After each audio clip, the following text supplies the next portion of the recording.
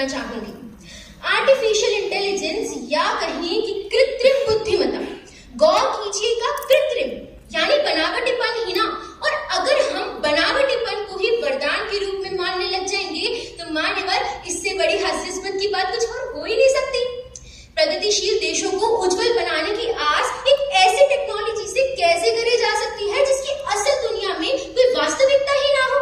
जहां वनवास के दौरान माता सीता और भगवान राम को सोने के हिरण के मारीच की सुंदरता का आंखों का धोखा हुआ था और वो उसके पीछे भाग चले थे, ठीक उसी प्रकार मनुष्य जाति भी एआई की माया के जाल में फंसती चली जा रही है।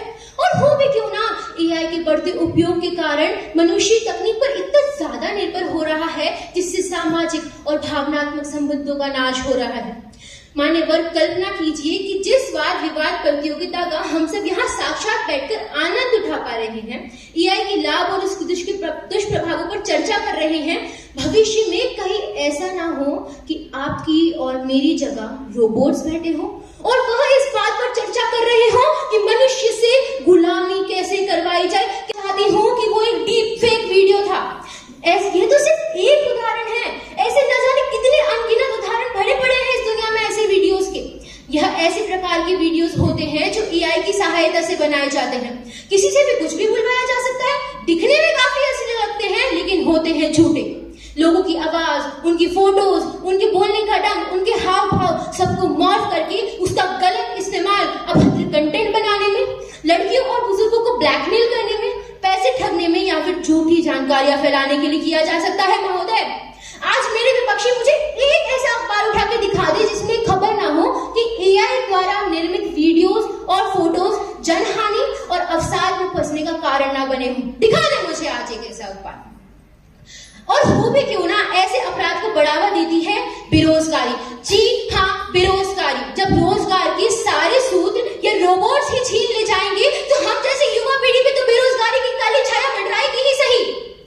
जी हाँ, मेरे विपक्षी तर्क देने वाले हैं कि एआई जितनी जॉब छीन रहा है उससे कई ज्यादा बना रहा है, परंतु मेरा सवाल आप सबसे है कि आपको ऐसी दुनिया स्वीकार होगी जिसमें आप और मैं अपनी ही बनाई गई तकनीक की गुलामी करेंगे?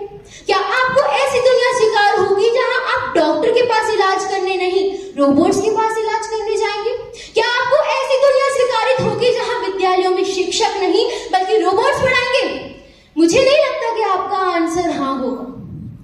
जनाब, यह तो इसका आतंक यही खत्म नहीं होता और भी चिंताजनक बात तो तब आती है जब एआई की तेजी से निर्णय लेने और कार्य करने की क्षमता हमारी रचनात्मक बुद्धि को खत्म कर देती है। मुझे तो ऐसा प्रतीत होता है महोदय कि मेरे विपक्षी साथी भी, मुझे प्रतीत क्या होता है, मुझे लगता है कि मेरे विपक्षी साथी भी एआई की खूबियां एआई चैट जीपीटी से पूछ के आए हैं और यहाँ आकर उसी कॉपी करे गए कंटेंट के ऊपर इसे वरदान साबित करने पर तुले हैं। अरे अब तो पर्दा उठाओ अपनी आंखों से। अब तो एलन मस्क ने भी कह दिया है कि अगर हमारे अस्तित्व पर मंडरा रहे सबसे बड़े खतरे का अनुमान लगाया जाए तो वह एकमात्र कृत्रिम बुद्धिमत्ता होगा।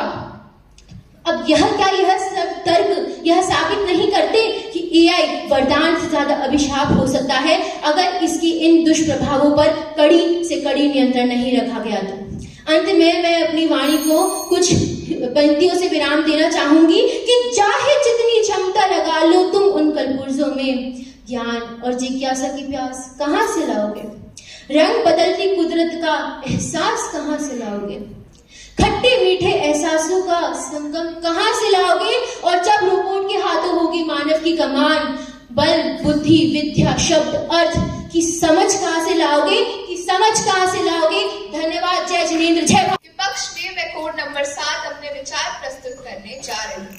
एक समय था जब हम सोचा करते थे, सपने सिर्फ रात के अंधेरे में देखे जाते हैं, किंतु आज के इस क्रांतिकारी युग में एआई नामक जादुई तकनीक ने हमें उन सभी सपनों को सच करने का व खुल के जीने का मौका दिया है।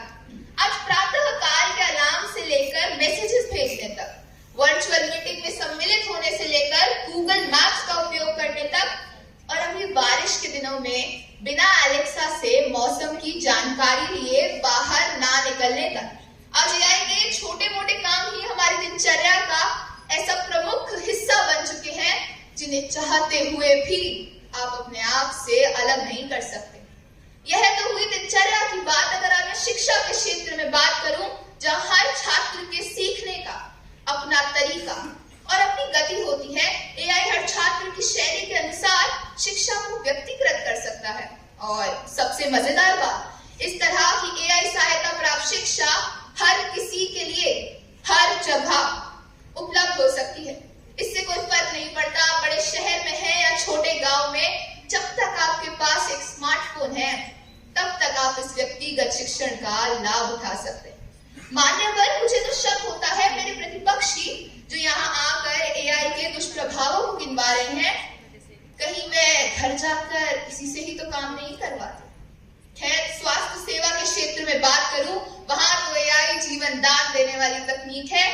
आज एआई एल्गोरिदम सटीकता से रोगों का निदान करने में मदद करते हैं। आज डॉक्टर एआई की मदद से बीमारियों को जल्दी और सही तरीके से अपना पा रहे हैं।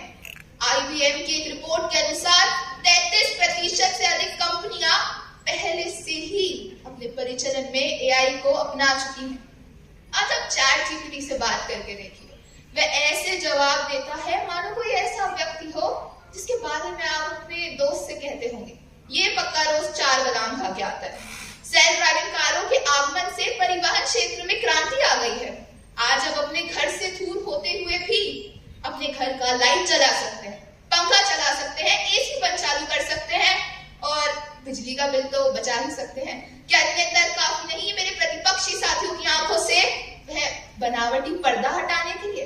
मैं आपसे पूछना चाहूंगी, क्या एआई का हर क्षेत्र में विकास की ओर कदम बढ़ाने के लिए प्रयोग इस बात का सीधा प्रमाण नहीं देता कि एआई ही वे रामबाण है जो हमारी दुनिया को नए आयाम देगा, वह हमें इस दुनिया को एक अलग नजरिए से देखने का तरीका सिखाएगा। परंतु मेरे विपक्षी साथियों का कहना है कि एआई के इस्तेमाल से बेरोजगारी बढ़ जाएगी। पर हमारे लिए ये बात समझना बहुत जरूरी है कि एआई नौकरियां छीन नहीं रहा है, बल्कि हमें काम करने का नया तरीका सिखा रहा है। परिवर्तन तो समय की मांग है महाशय। अगर आज आप एआई का इस्तेमाल नहीं करेंगे तो इस बदलती दुनिया की दौड़ से स्वयं ही पीछे हो जाएंगे। दूसरा तर्क मेरे विपक्षियों द्वारा यह दिया गया कि एआई मानव विनाश का कारण बनेगा। पर मैं आपसे पूछना चाहूंगी, विज्ञान का वह प्रत्येक आविष्कार जो मानव समाज की भलाई के लिए प्रयोग किया गया हो, क्या वह कभी मानव विनाश का कारण बना है? आज एआई माइनिंग और बॉम्ब डिटेक्शन में कूलधार के रूप में काम कर रहा है, जो मानव समाज की सुरक्षा में लाभदायक है। इस तकनीक के जरिए हम खतरनाक स्थितियों की पहले से ही पहचान कर सकते हैं, जिससे हम अपने समाज को बड़ी हानि से बचा सकते हैं। अंत में मैं कुछ पंक्तियों के माध्यम से अपनी बात को विराम देना चाहूंगी।